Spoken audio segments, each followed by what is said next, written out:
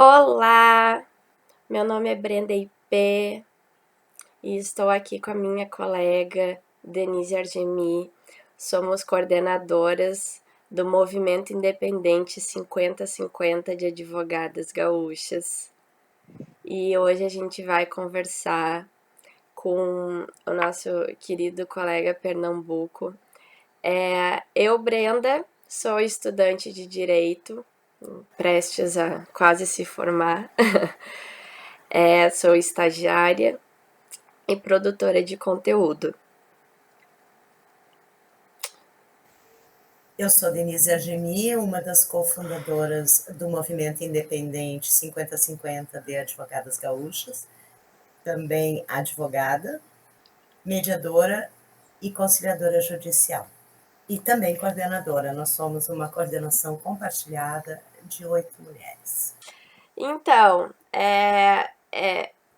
a gente está muito feliz hoje porque essa gravação, essa conversa, ela só está acontecendo porque nós três, eu, Denise e Pernambuco, nos conhecemos na UPMS, Universidade Popular dos Movimentos Sociais Vozes da Periferia, que ocorreu no ano de 2019. E a gente teve a oportunidade, então, de trocar saberes, de compartilhar experiências e trabalhar efetivamente por uma sociedade antirracista, antimachista, anti-LGBTfóbica e enfim. E aí eu desde logo apresento então o Pernambuco. Ele é professor, ex-secretário de Educação do município de Sapucaia do Sul, escritor, fundador do Teatro de Arena de Porto Alegre, gaúcho honorário, referência da filosofia política, social, cultural quilombista nacionalista, defendida pelo Ganga Abdias do Nascimento. Então, Denise, jogo a bola para Ok, ti. tá. Então, complementando um pouquinho, este lugar onde nós nos conhecemos, a UPMS, Vozes da Periferia, na verdade, uma ação que nasceu com o professor Boaventura, né, o professor português, lá em 2003, no Fórum Social em Porto Alegre, e se criou essa universidade, onde esses ensinamentos são repassados em diversos países no mundo todo. Em Porto Alegre, ele só foi possível graças a uma iniciativa do IACOREC, do Ministério Público e do Rafa Rafuagem, né, da Casa de Hip Hop. Bem, nós vamos contextualizar a nossa conversa, nós fizemos aqui, só para não perder nenhum aspecto, vamos contextualizar um pouquinho. Hoje, a nossa conversa com o professor Pernambuco está situada num contexto pandêmico, né, onde a pandemia, há um ano, no dia 17 de março, foi declarada a pandemia, né, pela Organização Mundial da Saúde. Desde então, o mundo todo está parado, como nós sabemos, mas os efeitos da pandemia no Brasil foram ainda mais nefastos devido à presidência da República, não é, por este senhor que está lá, Jair Bolsonaro. O que é que ocorre nesse contexto? Principalmente as desigualdades sociais e políticas se tornaram ainda mais evidentes, mas elas não nasceram na pandemia, elas já existiam antes.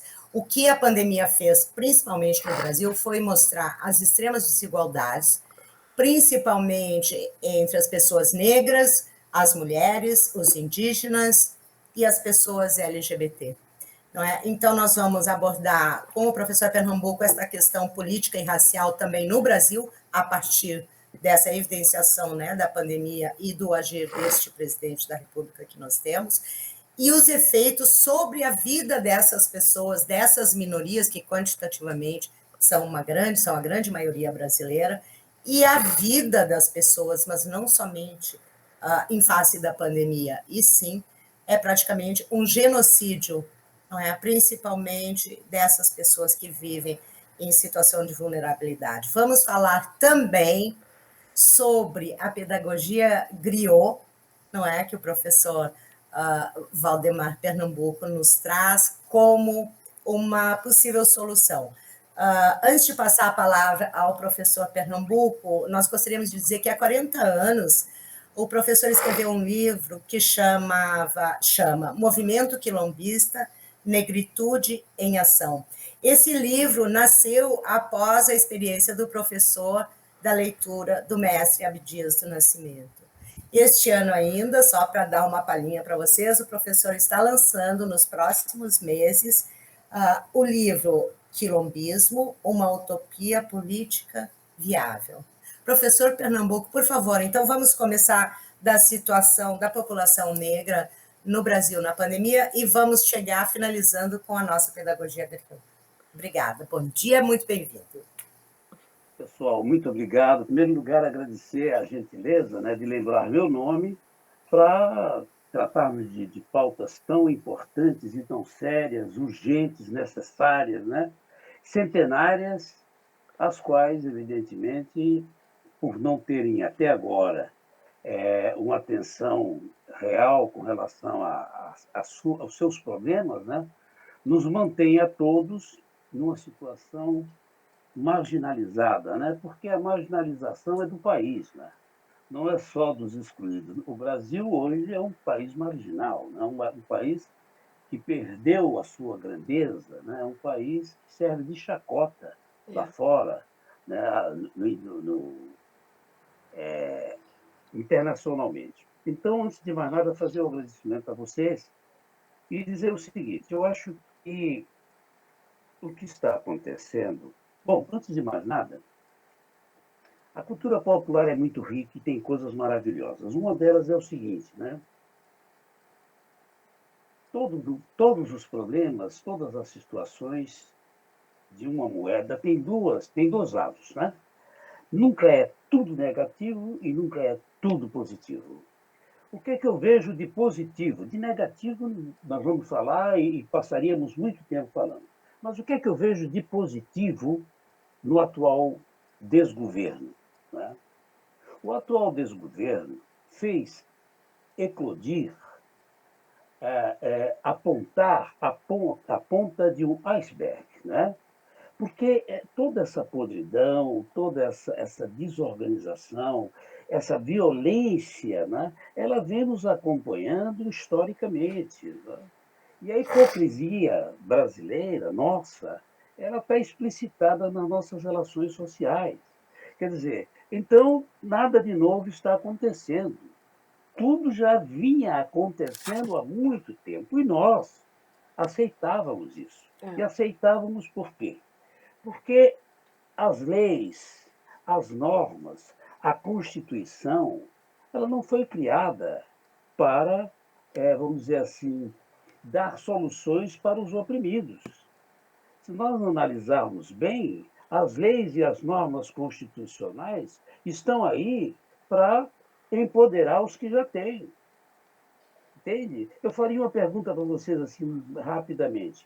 Quem determinou que um salário mínimo de R$ 1.000 contempla na sua necessidades básicas uma família? Isso é uma lei. As leis estão todas assim, criadas por aqueles que se mantêm. Quer dizer, é uma manutenção, é um status quo se mantendo sempre. Então, eu coloco isso porque a nossa visão quilombista, essa sociedade já faliu. Não é? Essa sociedade já tinha o que dar, ela precisa ser renovada. E para que ela seja renovada, nós precisamos nos renovar. Então, o grande problema é esse. Nós queremos renovar a nação, queremos mudar os valores, mas nós não nos mudamos. Não é? Então, isso é muito complicado, porque aí chegam ao poder os mesmos, ou chegam ao poder alguns poucos que realmente chegam ao poder com essa proposição de mudança. Professor, explica para nós o que é quilombismo. O que é o quilombismo? Por favor. Bom, o quilombismo é uma proposta de uma nova sociedade, de outros valores na sociedade. Assim como nós temos o capitalismo, o socialismo, o comunismo, etc., etc., nós temos o quilombismo. O quilombismo é uma proposta de uma sociedade nova, onde os valores dessa sociedade estariam fundamentados, tá, na essência da humanidade, no respeito ao outro, porque é aí que começa tudo. Né? E esse quilombismo, que é colocado, o quilombismo nacionalista, colocado pelo Abdias do Nascimento, tem exatamente esse objetivo. Nós precisamos ter entendimento de que somos produto de uma sociedade machista, racista, homofóbica, precisamos ter essa consciência primeiro, para poder nos limparmos e, a partir daí, começarmos a tentar mudar o que está posto. Essa é a visão. A visão do quilombismo é uma visão revolucionária, extremamente revolucionária. E eu diria, como no nosso livro aí, né, é uma utopia viável. E ela, como toda proposta utópica, ela nos encaminha para algo melhor, ela faz com que a gente avance. A utopia tem isso, tem esse objetivo, né? Fazer com que a gente melhore, com que a gente avance para buscar o ideal. É óbvio que não vamos conseguir o ideal, mas estamos caminhando para isso. Queria lhe interromper de novo. Eu sei que o senhor tem um grupo do qual a nossa Brenda também faz parte, não é? O quilombismo, e existem os casulos. O senhor pode falar um pouquinho, porque todos nós conhecemos os problemas, justamente como o senhor dizia. Vamos ver quais são as soluções e as ações que estão sendo propostas. O senhor explica para nós um pouquinho o que é esse quilombismo e esses casulos que vocês estão criando, no que consiste e de que forma eles vão se colocar na sociedade brasileira? Bom, em primeiro lugar, é o seguinte: há mais de 68 anos eu sou militante do movimento negro. Mas, para ser militante do movimento negro, eu tive que me descobrir negro. Porque você nasce preto, você não nasce negro. É. A negritude é uma tomada de consciência. Ela é lenta, ela é gradual e dolorida. Muito dolorida, sofrida. Grande maioria dos meus irmãos negros não querem ser negros e sofrem muito por isso. Entende? Então já há uma diferença como nós avaliamos. Negro é um sentimento, não é, de pertencimento a uma determinada visão de sociedade ou a um determinado mundo que não é esse que está aí. Esse mundo e esses valores são eurocêntricos. Eles não têm nada a ver conosco. Certo? Então, já vamos começar daí. Esses mundos, essa visão social que nós estamos vivendo, ela é eurocêntrica. Ela é uma imposição de valores que não são nossos. E isso aí já é um problema sério. É mais ou menos o seguinte: eu querer colocar em uma pessoa uma determinada armadura. Quer dizer, eu não posso fazer isso, não é? Pois não, professor, e aqui também entra nessa visão eurocêntrica, porque nós todos fomos ensinados na escola a uma certa história, não é, mundial, uma história da humanidade. Esse eurocentrismo, na verdade, ele cancelou da história da humanidade a participação das pessoas negras, porque há uma história que a nossa história não conta, não é? É nesse sentido que o senhor está falando? É, exatamente. Mas ela não conta porque, se ela contasse, nós estaríamos em outro estágio. Não é? Se fosse contar a história real, a história do Brasil, pelo menos a que eu aprendi, que vejo ainda nos bancos escolares, é uma grande falácia, né? É uma coisa inventada para poder manter o Estado, porque o povo que não conhece a sua história é um povo escravizado. E nós, brasileiros, somos escravizados. Né? Nós estamos aí de coluna vertebral curvada diante das grandes potências. Né? Por quê? Porque nós não sabemos da nossa história. Né? Eles inventaram uma história para a manutenção do status quo deles. É uma outra coisa. Né? A história do Brasil, que nos é contada nos bancos escolares, é uma falácia, é uma mentira. Entende? Quando você fala, por exemplo, em 13 de maio, o que é 13 de maio? 13 de maio libertou quem? Quem foi liberto? Quer dizer, entende? Essas coisas todas, nós precisamos deixar de ser hipócritas e começarmos a colocar as coisas como elas realmente são. Nós, negros, continuamos escravizados neste país. É evidente que nós não vamos ser chicoteados em praça pública. Não tem um pelourinho para nos tirar o couro. Não tem. Mas a polícia está orientada para nos ver, todos nós, como sendo marginais. E por aí vai. Então, essa tomada de consciência é muito dolorosa. Entende? É muito dolorosa. Para nós negros é muito doloroso. Nós chegamos nos lugares aonde esse lugar é de branco, você entra e se sente mal. A sociedade, ela nos expurga. Entende? Eu, como professor, iniciava uma sala de aula com meus alunos, né? Os 4, 5 negrinhos que ficavam sempre lá atrás, nunca sentavam na frente, sempre sentavam lá atrás. Né? E no final, no meio do ano, 3 deles já estavam fora. Por quê? Precisava ajudar o pai, precisava, entende? O próprio colégio, a própria estrutura do colégio, uma estrutura excludente. Os nossos professores, na sua maioria, não têm uma visão, e não podem ter, porque a universidade não orienta. Né? O grande problema é esse. A coisa é bem mais séria do que a gente pensa. Entende?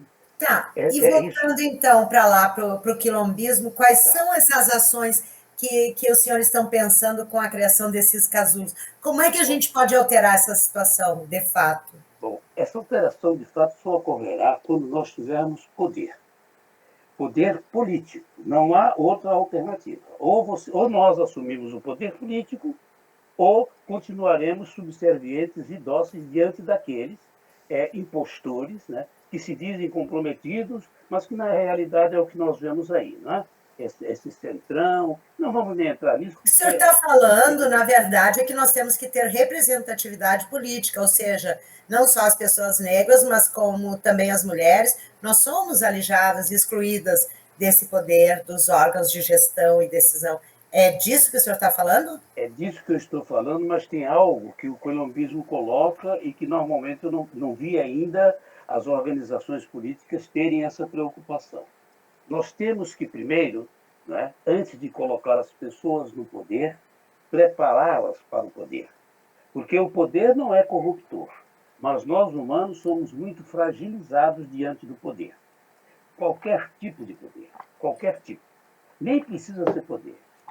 Se aparentar já é motivo para você se colocar numa posição de superioridade.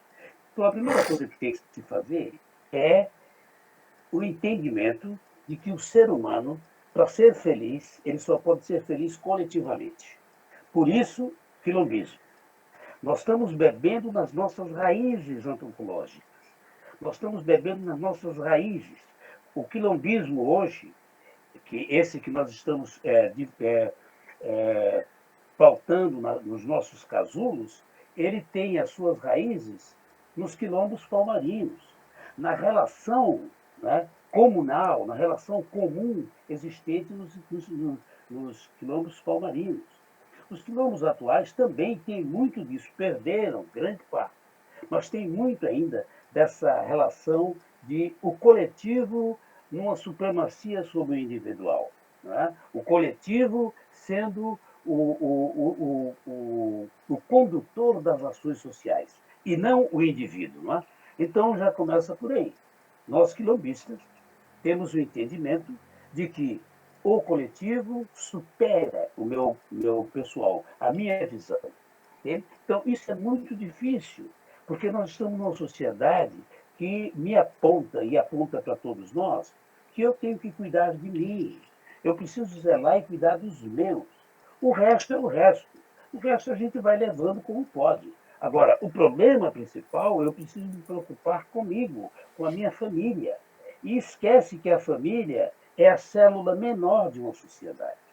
Então, a sociedade está sofrendo, estamos nessa situação, porque na família, nas famílias em geral, a formação foi nesse sentido de cuida de você, vá para o colégio, você tem que ser o melhor, você precisa se preparar, você entende? Esse tipo de preocupação, ele te individualiza. Então, quando nós colocamos uma pessoa que não está formada, ela vai para o poder e vai usar mal o poder.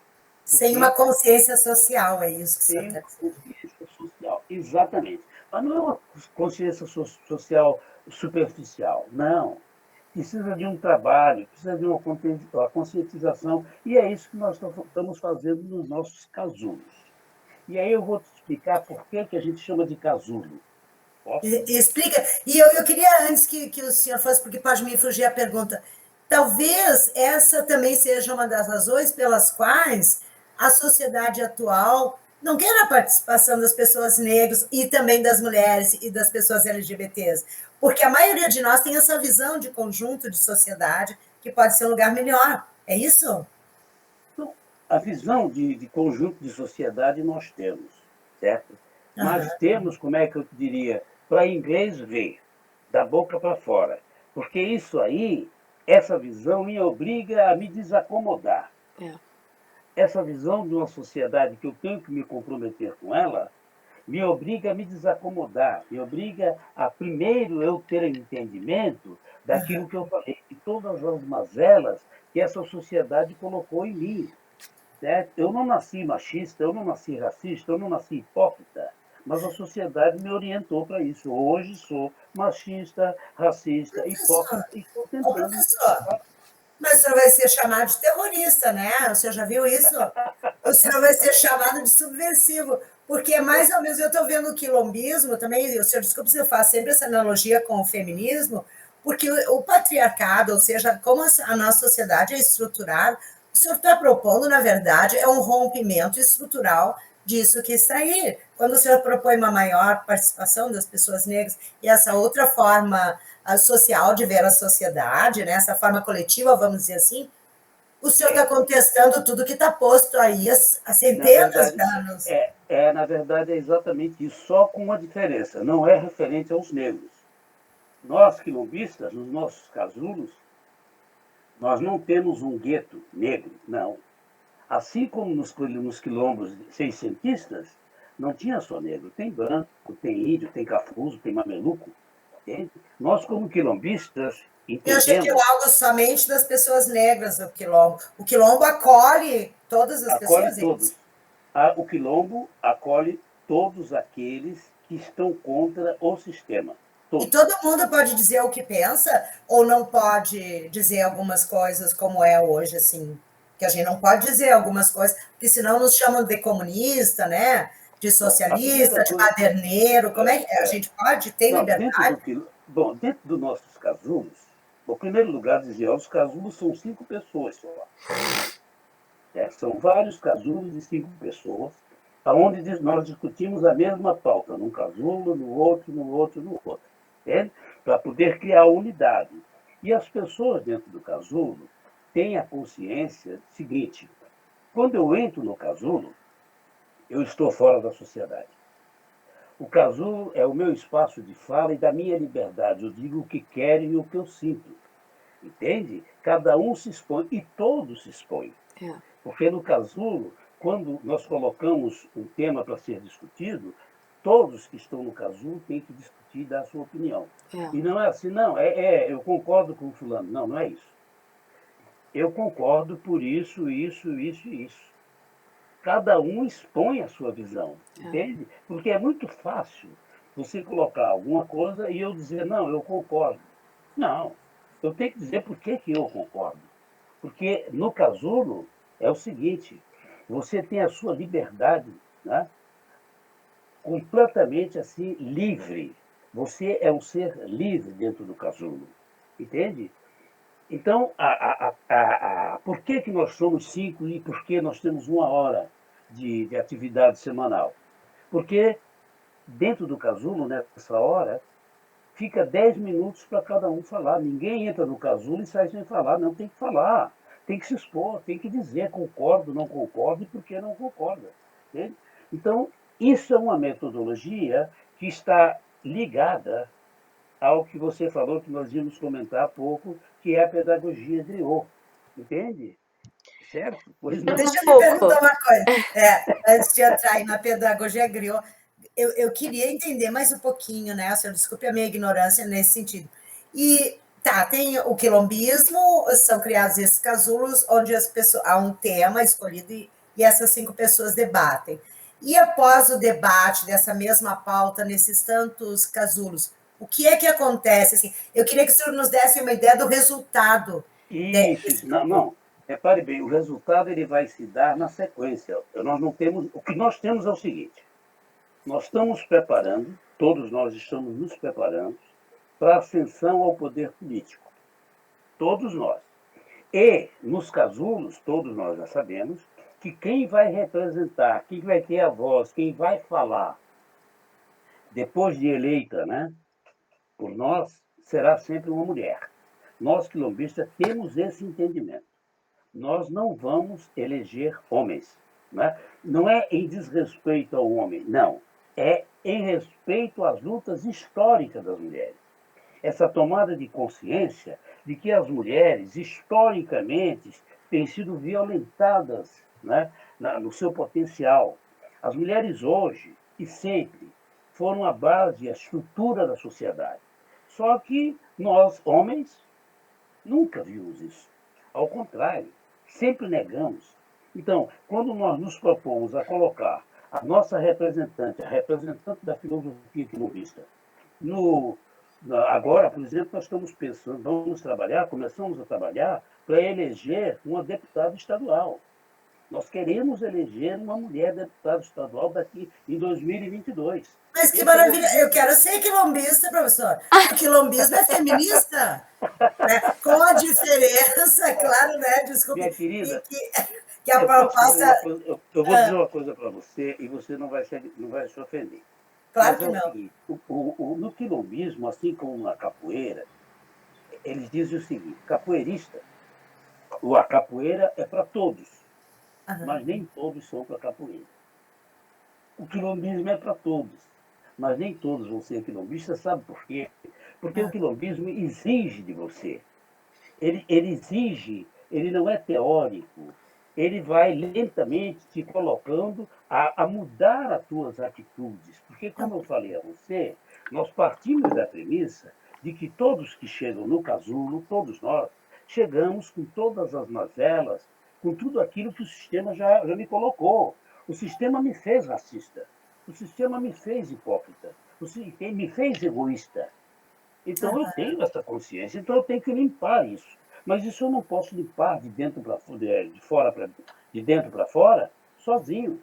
Eu só posso limpar isso no coletivo. Tá, professor, desculpe, eu estou um pouco confusa. Né? Eu vou lhe dizer por quê. Né? Diga. Eu me considero uma pessoa feminista. Né? O que é são diversos feminismos, mas uma mulher feminista ou um homem feminista quer dizer o quê? Que sustenta uma sociedade onde a igualdade é basilar. O que é que o feminismo quer? O feminismo acha, entende e tem a certeza que ao menos 50% dos espaços é direito das mulheres. Não é? E aqui não vou entrar nem na questão de mulher, Claro. gênero, transgênero, não, nada disso. Mas o que o senhor está propondo é diferente. Porque olha aqui, não, porque as pessoas têm medo dessas palavras, por quê? O machismo prega a supremacia do homem sobre a mulher. O feminismo não é o contrário do machismo, porque o feminismo não prega a supremacia da mulher. O feminismo prega a igualdade entre o homem e a mulher. Agora, se eu entendi bem, o senhor está dizendo que o quilombismo e a criação desses casulos é uma preparação para que as mulheres assumam determinadas posições políticas, porém representando aqueles homens e mulheres lá. É isso? É exatamente isso aí. É exatamente isso aí. Nós não estamos. Nenhum homem pode se candidatar no quilombismo. Simples, é bem simples. Porque os homens já se candidataram e estão presentes historicamente. Por isso. Só por isso. Nada mais do que isso. Só isso. Não, o quilombismo não é contra os homens também. Absolutamente, ao contrário, nós somos agora só exatamente isso. Nós, quilombistas, entendemos isso. Se você olhar hoje o panorama político, vai encontrar mulheres. Mas faça uma ligação entre o potencial das mulheres, o número de mulheres existentes e a sua representatividade na política. Você vai ver que é insignificante. Pois é, mas lhe ouvindo, aí eu penso uma outra coisa, senhor, desculpe, Brenda, por favor, intervém, né? Porque senão tu sabe. Ô, professor, mas aí eu fico pensando uma coisa, para nós, no feminismo, não basta apenas ser mulher para nos representar. Exato, para nós também. Assim como não basta ser negro também para ser antirracista. Basta ver o presidente da Fundação Palmares, não é? Sem a menor dúvida, por isso a preparação nos quilombos. A nossa quilombista, aquela que vai nos representar, ela vai ser uma mulher, não diria especial, mas é uma mulher muito competente, muito capaz. Por quê? Porque vai ter uma avaliação de todos nós quilombistas. Entende? Não é qualquer mulher. Não é qualquer mulher. Nós não vamos votar em mulher porque é mulher. Não. Nós vamos votar uma mulher que é uma mulher quilombista, que tem uma consciência crítica, que tem uma consciência formada e que sabe que o seu poder não é dela. O poder é do movimento Isso. quilombista. O poder é da proposta quilombista. Ela não vai lá se arvorando a dizer, olha, eu penso isso. Não, não pensa nada. Tu pensa o que o coletivo determinou. Porque o coletivo é que está te empoderando. Tu és porta-voz do coletivo. Porta-voz do coletivo. O que deveria ser todos os políticos. Porta-voz das demandas daqueles que votaram neles. Entende? Só que quando eles chegam lá, eles esquecem isso. Entende? A nossa Malum quilombista eleita, ela vai ter o entendimento de que ela é porta-voz. Ela, antes de ir à tribuna, tem todo o nosso trabalho, tem toda a nossa proposta, que ela vai entender a proposta, que tipo de visão nós temos. O quilombismo não é, sabe? Tem toda Mas uma então é uma coisa, mas também é uma coisa consensual, não é uma coisa que a mulher chega lá e simplesmente ela é, vamos dizer, manipular, eu não sei, para a gente deixar muito claro o que é isso. Na isso. verdade, ela vai representar um coletivo, mas também por vontade própria, ela mantém a sua própria autonomia, porém representando o grupo, é isso? Repare bem. Ela não precisa, dentro de todos dos casulos já existe isso. Todas Ah, as pessoas no casulo já existe isso. Ninguém no casulo é subserviente é ou porque senão é a gente estaria imposto. reproduzindo o que está aí, né, professor? Só Exato, nós ia acabamos. mudar. Ao invés de ser um homem a mandar É, nas é, mulheres, seriam não, as não, mulheres a mandar no homem. E não é essa a sociedade que a gente quer, né? no casulo, nós já vamos aprendendo isso, sabe? Que o meu individual tem um limite. Agora, o meu individual, o casulo não vai, de forma alguma, criar uma situação que seja uma situação de interesse de um. É sempre interesse do coletivo. E ela está ali para falar em nome do coletivo e não em nome dela.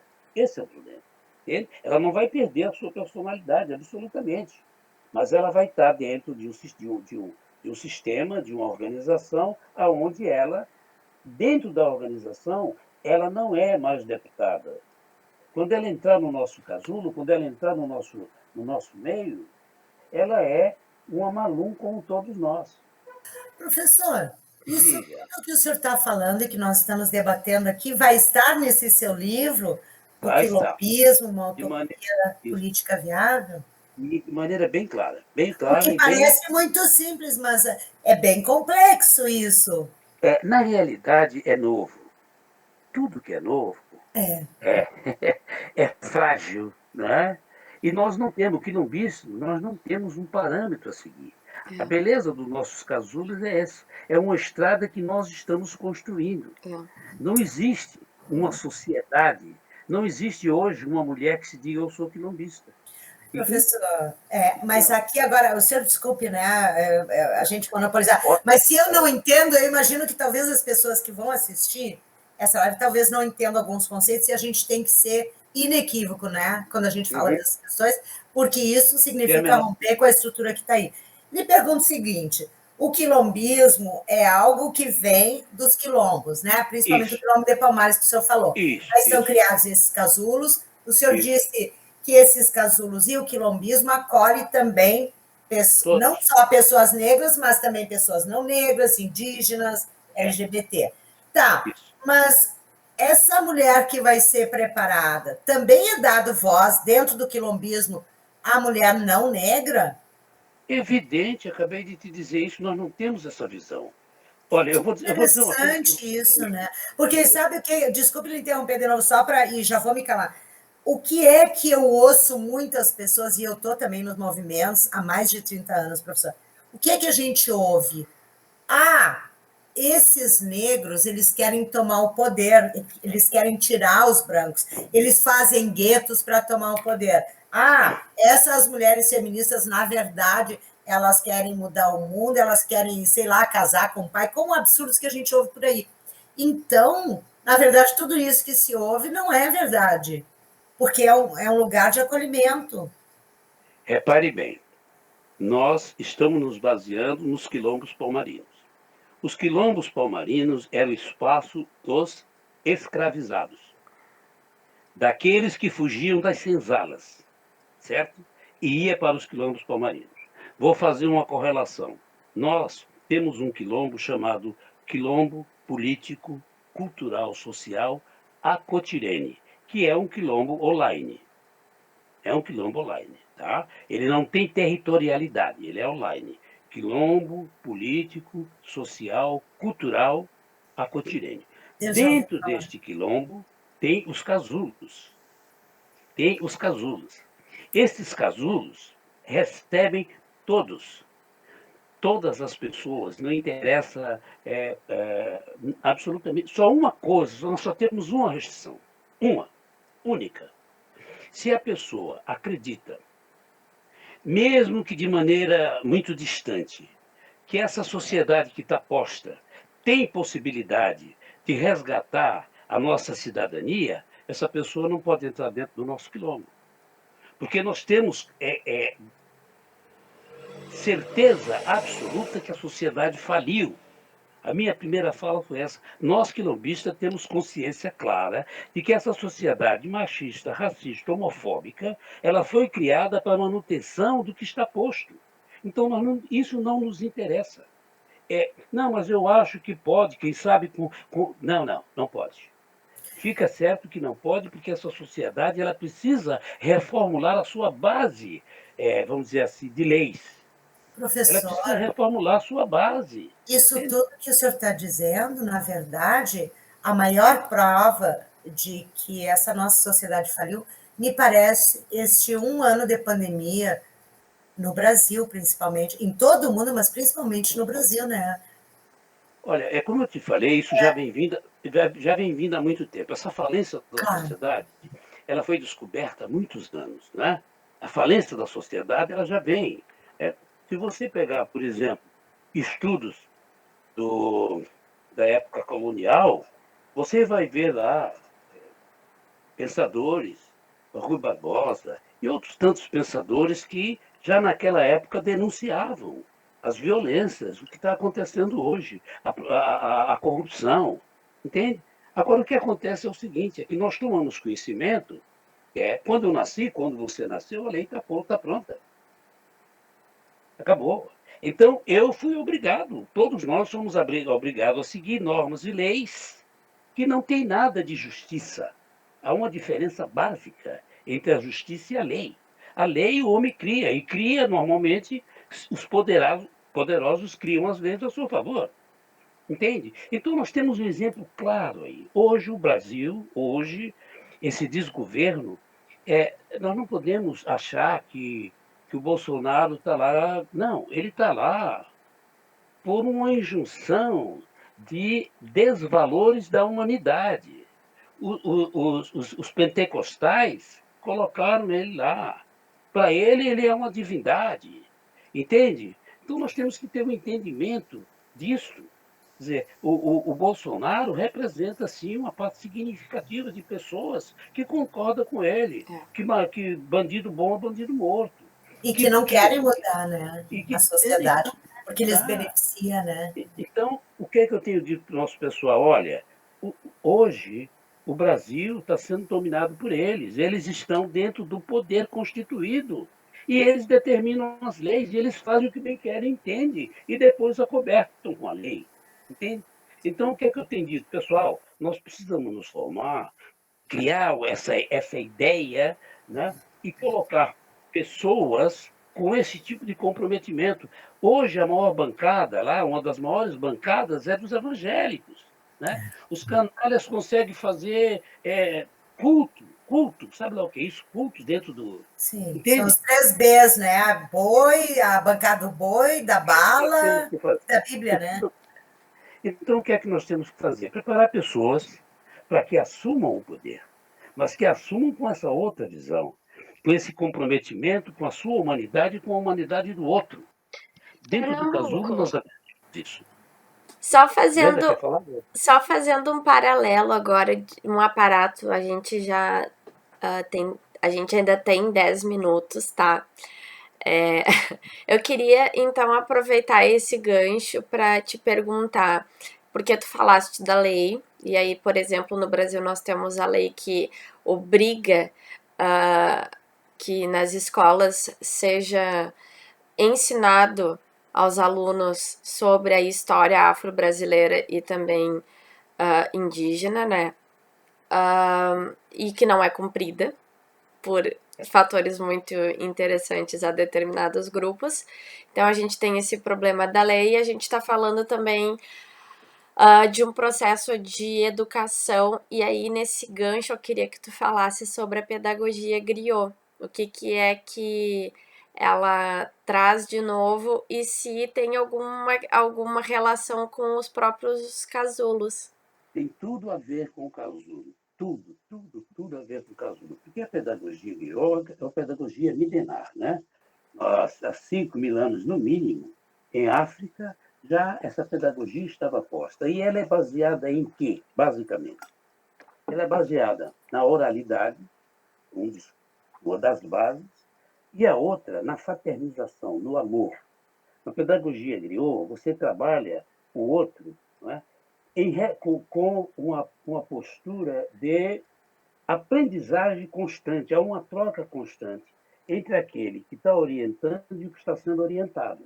Sabe? Há um respeito mútuo entre aquele que passa a informação e aquele que está recebendo a informação.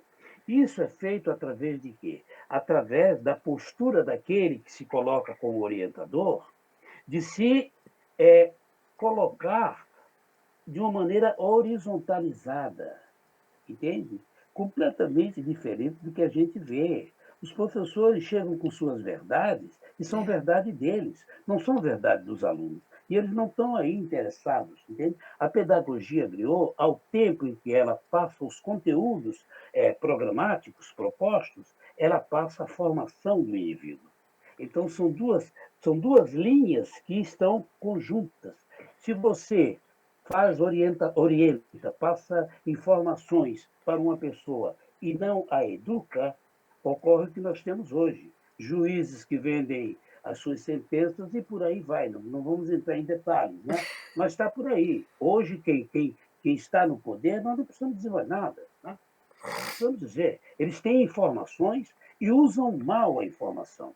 Então, na pedagogia griot, não. A pedagogia griot, ela vai colocando, formando o indivíduo, né? E, ao mesmo tempo, informando. Isso aí está posto na proposta do nosso educador aí, né? Do Paulo Freire. Paulo Freire coloca isso. Né? Ele coloca. Quer dizer, esse diálogo, essa postura de fazer com que o que está dentro do outro venha para fora e não impor. Né? O, o nosso pedagogo, Paulo Freire, comenta isso de maneira muito clara. É só querer tomar conhecimento. Então, basicamente é isso. A pedagogia griot, ela trabalha o indivíduo e aquilo que é passado para ele. Né? Então, acho que a forma é exatamente essa. Ela é uma revolução interior. O indivíduo precisa querer. Nós precisamos motivar a pessoa a querer aquilo. A motivação e não a imposição. Olha, isso aqui é o certo. Não, não é isso aqui é certo. O certo nós vamos discutir juntos. Isso que o senhor Entende? tá falando, eu tô sentindo que é bem a realidade dos nossos casulos.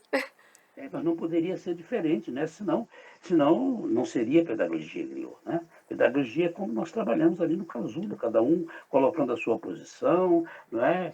E tu sabes que nós temos pessoas da universidade e temos pessoas bem mais simples ali, né? Que, É. no entanto, né? Colaboram com a sua experiência de vida, colaboram com a sua visão de mundo, né? Na prática, enquanto os teóricos, os nossos companheiros que recebem formações acadêmicas, tem uma visão. E é exatamente esta liga entre o acadêmico, as teorias acadêmicas, visão acadêmica de mundo e a experiência empírica que o sistema tem muito medo. Porque essas duas forças é que vão romper o sistema. É. Entende? O sistema não será rompido pela classe média. Né? O sistema será rompido exatamente pela integração, pela a ligação entre os conhecimentos teóricos universais e as experiências empíricas do povo. Então, Bom, a nossa preocupação no Quilombo, o que, que é? Nós estamos nos preparando para levar a nossa mensagem para as pessoas. Né? É isso aí. Então, basicamente, é isso aí com relação à pedagogia griot. E tanto a pedagogia griot como o quilombismo, você tem que ter prática. Ela tem que ser praticada, ela não é teórica, entende? Ela te obriga a ser coerente com aquilo que você leu, com aquilo que você assumiu. Ela vai te induzindo a ser coerente com aquilo que você fala.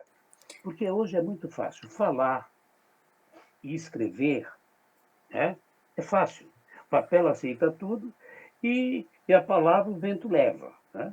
Agora, assumir aquilo que você está dizendo, ser coerente com o que você fala e com o que você escreve, bom, aí é outra escola, aí é uma outra dimensão, e aí é que, como diria minha mãe, a porca torce o rabo. Né?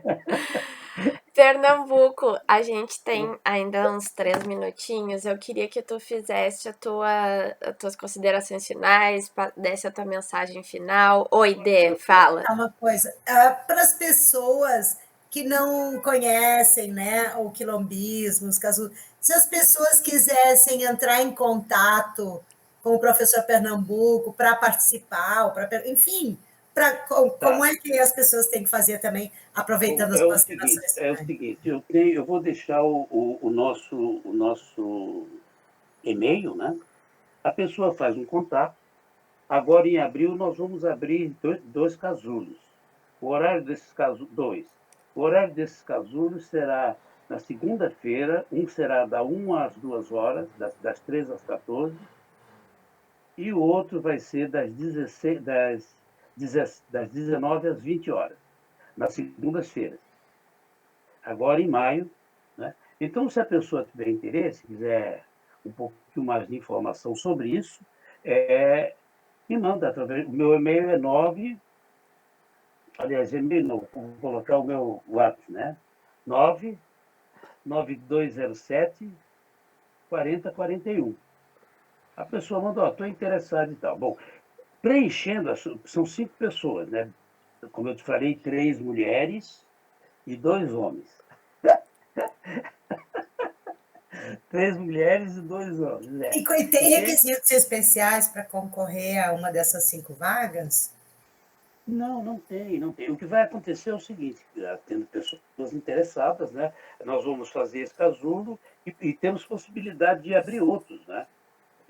Tendo pessoas interessadas, nós podemos abrir na terça-feira e tal, porque agora a minha vida está dedicada praticamente à difusão dessa ideia, entende? Eu tô achando que agora, já no final da curva, é que eu estou fazendo a curva, né? Eu estou fazendo a curva. Então, eu acho que no final da curva, as entidades me passaram essa responsabilidade. Pelo menos, entendo dessa forma. Entende?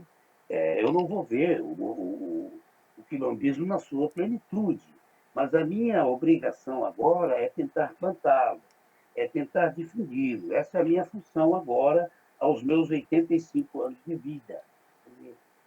Eu já não vou na primeira fervura, né? Muita E, juventude acumulada para passar, né, ensinamentos, né? não, tem muita história. Na realidade, tem. Como eu falei a vocês, o primeiro livro que eu escrevi com esse embasamento foi há 40 anos atrás, né? E agora tem esse, quilombismo, uma utopia política viável, né? Porque eu acho que realmente é uma utopia, não tem a menor dúvida. Né? Eu sempre digo para o nosso pessoal, quando a gente conversa, nós estamos sonhando algo gigantesco, é muito grande, não é? Muito grande. E é novo, mas isso começa como uma das nossas das nossas maluns, né? Nós nos tratamos de maluns, um ao outro, nós nos chamamos de maluns. Por quê? Porque os negros que viajavam, viajavam, os negros que vinham, né, acorrentados, violentados, destruídos da sua humanidade nos navios negreiros, eles se chamavam de malungos entre eles. Malungo quer dizer aquele companheiro ou amigo, né, de uma mesma viagem, de um mesmo sofrimento, de uma mesma dor, de uma mesma angústia. Então, nós, dentro dos quilombos, nos tratamos como alunos, porque nos consideramos um ao outro exatamente isso. Companheiros de uma viagem dolorosa, sofrida, uma viagem onde estamos aí sendo extremamente agredidos e violentados, todos, não só os negros, todos. Eu acho que a grande beleza do quilombo é essa. É. E nos tratamos como maluns. Não é o malum e a malum, não. É maluns. A essência maior do ser humano. É o ser humano. Agora, se o ser humano é masculino ou feminino, tem órgãos genitais, isso para nós é secundário. O básico é que ela é uma malum e que ele é um malum. Essa é a essência. O resto é a natureza, mas a essência é o respeito na forma mais profunda, né? Naquilo que a pessoa tem de mais, como é que eu vou dizer? É exatamente isso, na sua essência maior, na sua humanidade. O resto é secundário. Tem dinheiro, não tem dinheiro, é branco, é preto, é cor-de-rosa, é formado, não é formado. Isso aí é tudo secundário. O fundamental é que é malum, é aquele que está sofrendo por uma sociedade injusta, machista, racista, hipócrita, etc, etc, etc. Então é isso. Quero agradecer a Pernambuco. beleza de você. Muito, muito obrigada. Bom, eu sou suspeita para falar, eu poderia ficar horas te ouvindo, tu sabe disso, né? E tenho certeza que quem tá assistindo também vai ter a mesma sensação. Então, muito obrigada por tu vires conversar com a gente e somar a nossa experiência do movimento independente 50-50 de advogadas gaúchas. Querido Eu Pernambuco. posso te pedir uma gentileza? Só posso pedir uma gentileza para a Brenda? Pode. Brenda, por favor, coloca para o pessoal qual é o teu nome no nosso casulo e o porquê do nome. Tá. Então, o meu nome no casulo é Mene Aduque, tá? Como? Mene Aduque, tá? O meu nome no casulo é Mene Aduque. Mene significa a que nunca está só. E Aduque significa a que foi muito esperada, tá? Então, eu meio que juntei essa. E os dois nomes são de origem iorubá, que foi uma das culturas africanas que mais teve influência na cultura brasileira. Então eu quis trazer tudo isso, quis trazer um pouco da minha história pessoal, que é o ter sido muito esperada pela minha família. Mas aqui nunca está só é exatamente nessa sensação quilombista, né? De que a gente só é porque todos somos, né? Na verdade, isso eu falo pro Pernambuco. Eu me descobri quilombista, eu já era, então eu acho que a gente tem que passar por esse processo de saber que a gente é violado por essa sociedade, de que a gente é desumanizado por essa sociedade, mas que a gente tá aí pra reconstruir coletivamente, porque a gente nunca tá só, então é por isso. Eu queria também agradecer, e não poderia deixar de agradecer ao universo, não é? E também ao professor Boaventura de Souza Santos, ao Rafa Rafuage, ao Iacorec, por todas aquelas pessoas maravilhosas, porque quando nos inscrevemos para participar daquele edital, para ver quem poderia participar daquele curso, eu sabia que ia ser uma coisa muito boa, mas nem acreditava que eu teria sido contemplada naquela ocasião, porque foi muito mais do que se esperava, né? Nós tivemos todos um grande presente em nos conhecermos, em trocar aqueles saberes.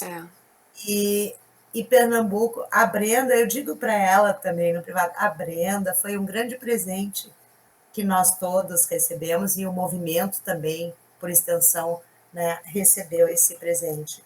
Nós poderíamos estar horas aqui conversando contigo, tu sabes da nossa admiração, do carinho, do respeito por ti, não é, pela tua trajetória, pelo teu conhecimento. Então, parabéns também por ter se dado conta, quase uma obrigação que o universo dá às pessoas que têm juventude acumulada, como tu, de transmitir esses conhecimentos, porque, tu, como disseste, tu não, muito provavelmente tu não vais ver essa transformação no seu auge, e nem eu, não é? Vamos esperar que a Brenda a veja essa grande transformação. Então, muito obrigada de coração pela tua generosidade, pelo teu conhecimento e por ter vindo trazer todas essas informações para que nós possamos também trazer ao movimento. Obrigada de coração. E o teu nome lá dentro do casulo, como é? Por favor, nos diz. O meu é Babalolá Dumissai. Babalolá quer dizer o seguinte: aquele que cuida, que zela pelos valores da sua matriz, da sua raiz. Esse é o Babalolá. Não é nenhuma autoridade, eu não sou autoridade, eu sou uma espécie de zelador, no máximo. Eu não tenho autoridade nenhuma. Esse Babalolá é exatamente isso, é o que cuida, é o que zela, só isso aí. Eu não sou um babalorixá. Babalorixá é outra coisa. Babalorixá são outros valores e esse sim tem um poder. Eu não tenho poder nenhum. Eu sou como é que eu vou dizer? O manda-chuva, né? Eles me mandam fazer uma coisa, eu vou fazer. Tu és o Embora. instrumento do agente de mudança, né? E Pernambuco, muito obrigada, querido. só para terminar com o Dumissai. Dumissai é aquele que fala, é aquele que se expõe, é aquele que diz. Então, como há mais de 68 anos eu venho me expondo e venho dizendo e venho falando, entende? Esses dois nomes me contemplam. Não é? Ninguém me chama de mestre, ninguém me chama de professor, porque eu já disse para eles, eu não sou professor e não sou mestre. Eu sou Babalorixá, eu sou Dumissai, né? Eu sou Babalolá. Esse nome tem tudo a ver com a minha raiz. Isso, quando, quando o grupo, alguém no grupo me chama, eles me chamam sempre de Babalolá, né? Isso para mim me contempla. Né? É o fechamento de toda uma luta. Então, quero mais uma vez agradecer a você, dizer que foi maravilhoso, e a hora que vocês quiserem, se nós quisermos conversar, não terá problema. Nós estamos aí. E se quiserem entrar também dentro de um casulo, já dei, né? Já dei aí o nosso. Aliás, É, nós também fizemos o convite, se tu quiseres ingressar no nosso movimento, nós teríamos muito orgulho que tu participasse desse nosso movimento. que bom, vai ser um prazer também, não terá problema. Agora, o que eu vejo é isso, não é? É que, como é uma visão diferente, eu não sei como é que ficaria a minha presença, né? Para ouvir, então, para ouvir, não para falar. Né? Para ouvir vocês, eu acho que O vai ser legal. Muito movimento obrigado. é igual, não, ele é um lugar onde todos e todas podem dizer o que quiserem. O ideal do movimento é a construção coletiva. Isso aí. Então estamos juntos. Então estamos juntos. É isso aí. Um abraço. Muito obrigado, muito obrigado. Beijo, beijo. Tchau, tchau.